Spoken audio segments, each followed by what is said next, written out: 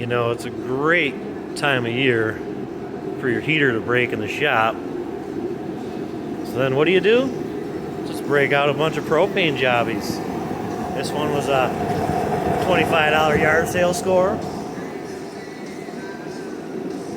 Then we got the Ryobi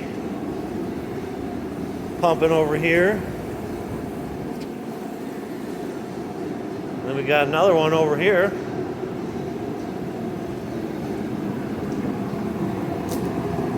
Pumping away. Let's see where we're at. Started her up about an hour ago. Still at only 53 degrees. Great time for the heater to break.